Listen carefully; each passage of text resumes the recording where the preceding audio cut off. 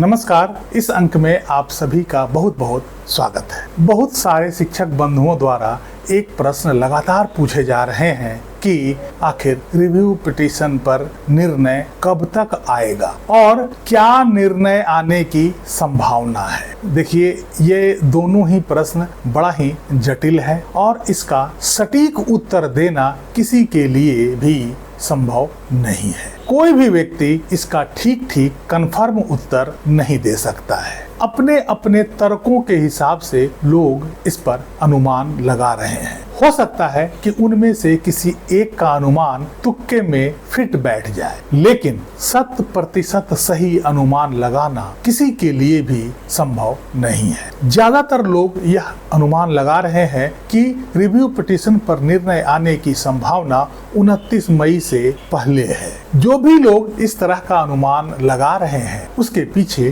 3 कारण है। पहला कि रिव्यू पिटीशन पर सुनवाई हुए लगभग 2 सप्ताह होने जा रहा है और आमतौर पर 2 सप्ताह के भीतर किसी भी केस के रिजर्व आदेश को सुना ही दिया जाता है, लेकिन यह कोई तय नियम नहीं है। यदि 1 या 2 रिव्यू पिटीशन होता तो शायद हम ऐसा उम्मीद लगा सकते थे, लेकिन चूंकि यहाँ रिव्यू पिटीशन की संख्या 68 है और सभी रिव्यू पिटीशन पर एक साथ ही निर्णय आना है। इसके अलावा कोर्ट के पास रिव्यू पिटीशन पर निर्णय देना ही एकमात्र कार्य नहीं है। इसके अलावा रोज कोर्ट में केसेस की सुनवाई करना और दूसरे केस में निर्णय देने जैसा अन्य काम भी है। भले ही निर्णय जो भी आए, लेकिन हर रिव्यू पिटीशन में उठाए गए सवालों पर गंभीरता से विचार करना आवश्यक है। ऐसे में रिव्यू पिटीशन पर निर्णय आने में थोड़ा अधिक समय भी लगता है, तो इसमें कोई आश्चर्य की बात नहीं है। आमतौर पर जब 1-2 रिव्यू पिटीशन होता है और उस केस में जब ऑर्डर को रिजर्व किया जाता है, ऐसे में वहाँ निर्णय जल्द आने की संभावना होती है। लेकिन यहाँ चूंकि रिव्यू पिटीशन की संख्या बहुत अधिक है और सभी पर गहनता से विचार करना आवश्यक है, इसलिए इसके निर्णय आने में थोड़ी देरी लग भी सकती है। कुछ लोग इस कारण से भी इस पर निर्णय 29 मई से पहले आने का अनुमान लगा रहे हैं, क्योंकि 29 मई को सजल देव केस की तारीख है। चूंकि सजल देव केस में भी टेट एक अहम मुद्दा है और इस केस की सुनवाई पिछले कई महीनों से इस कारण से टाली जा रही थी कि रिव्यू पिटीशन पर टेट के संबंध में क्लैरिटी आ जाए, उसके बाद इस केस की सुनवाई की जाएगी। और इसी कारण से रिव्यू पिटीशन पर निर्णय आने का अनुमान 29 मई से पहले लगाया जा रहा है, ताकि सजल देव केस की सुनवाई 29 मई को पूरा हो सके। इस संबंध में मैं आप सभी को एक बात स्पष्ट कर दूं कि सजल देव केस में जो 29 मई की तारीख लगी हुई है वो कंफर्म तारीख नहीं भी हो सकती है। यह एक कंप्यूटर जनरेटेड तारीख है। हो सकता है कि उस दिन कोर्ट में इस पर सुनवाई हो भी और नहीं भी। 29 तारीख के मुख्य कॉज लिस्ट में इसका नाम नहीं भी हो सकता है। इस कारण से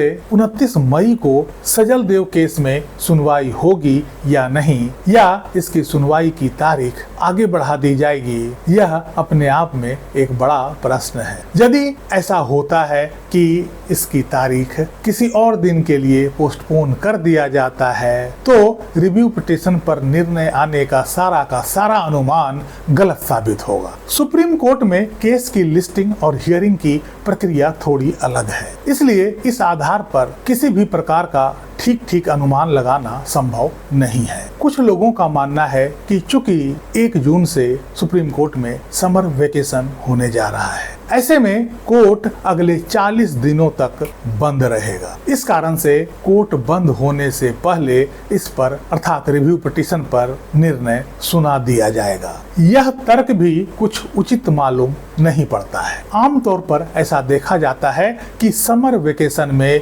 बहुत सारे जज अपना पेंडिंग कार्यों को निपटाते हैं, जैसा कि आम लोगों में यह भ्रम है कि 40 दिनों की छुट्टी में जज साहब खूब ऐश मौज करते हैं, लेकिन सच्चाई यह है कि 40 दिनों की छुट्टी में जज साहब केवल एकाक सप्ताह के लिए ही घूमने फिरने के लिए जाते हैं, पूरी छुट्टी पर होते हैं। इसके अलावा उनकी ड्यूटी वेकेशन जज के रूप में भी कोर्ट में होती है और इस दौरान वे जितने भी पेंडेंसी है, जो पिछले कार्य छूटे हुए हैं, उनको कंप्लीट करते हैं। इस दौरान रेगुलर कोर्ट हियरिंग तो नहीं होती है, लेकिन इस समय का उपयोग सभी जज साहब पिछले कार्यों की पेंडेंसी को निपटाने में करते हैं। अब यहाँ दोनों संभावनाएं प्रबल दिखाई देती है, या तो 29 से पहले भी निर्णय आ सकता है या फिर समर वेकेशन के बाद।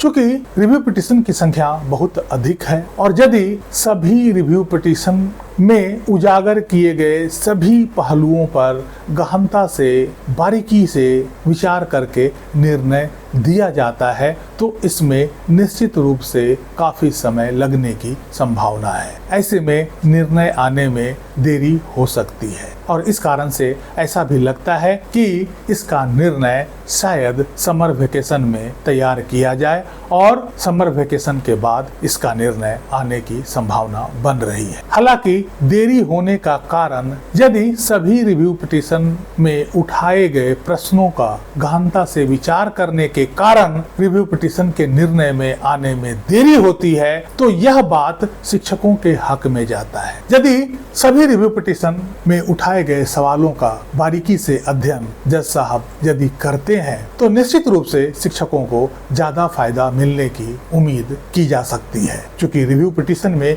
कई सवाल ऐसे उठाए गए हैं जिसका मूल केस में कोई जिक्र नहीं किया गया था, मूल केस में इन बातों पर ध्यान नहीं दिया गया था। इसके अलावा कुछ अधिवक्ता ने रिटन सिनॉप्सिस भी फाइल किया है जिसमें वे बातें संक्षेप में लिखी गई है जिसे बहस के दौरान समयाभाव के कारण कोर्ट में नहीं उठाया गया था। सुप्रीम कोर्ट को इन बातों पर भी विचार करना आवश्यक होगा। रिटन सिनॉप्सिस में उठाए गए इन सभी सवालों पर गहनता से विचार करना होगा, तभी जाकर कोर्ट रिव्यू पिटीशन पर उचित निर्णय दे सकते हैं। इसलिए रिव्यू पिटीशन के निर्णय में देरी होने से घबराने की कोई जरूरत नहीं है। हम यही चाहते हैं कि देर हो परंतु दुरुस्त हो। यदि न्यायाधीश महोदय को रिव्यू पिटीशन में उठाए गए सवालों के आधार पर ऐसा लगता है कि इसमें कुछ ज्यादा ही कंफ्यूजन है, इसमें और क्लैरिटी की जरूरत है,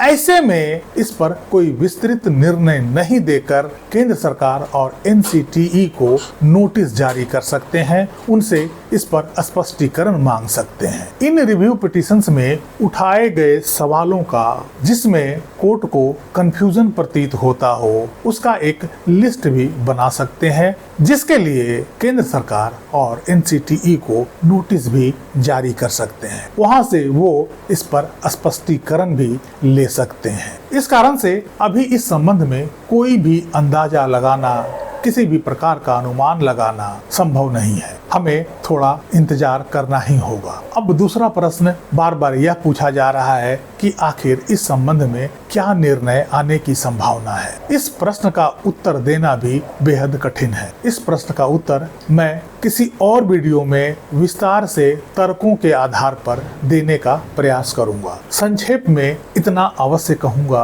कि इस निर्णय से जितना उम्मीद लगाया जा रहा है उससे कम मिलने की संभावना है। इसलिए बिना धैर्य खोए लंबे संघर्ष के लिए हमें तैयार रहना होगा जब तक कि सभी शिक्षक बंधुओं को पूरा न्याय नहीं मिल जाता है। इस अंक में यहीं तक। कैसी लगी जानकारी कमेंट करके जरूर बताइएगा। वीडियो को लाइक कीजिएगा, चैनल को सब्सक्राइब कीजिएगा। मिलते हैं अगले अंक में, तब तक के लिए जय हिंद, वंदे मातरम।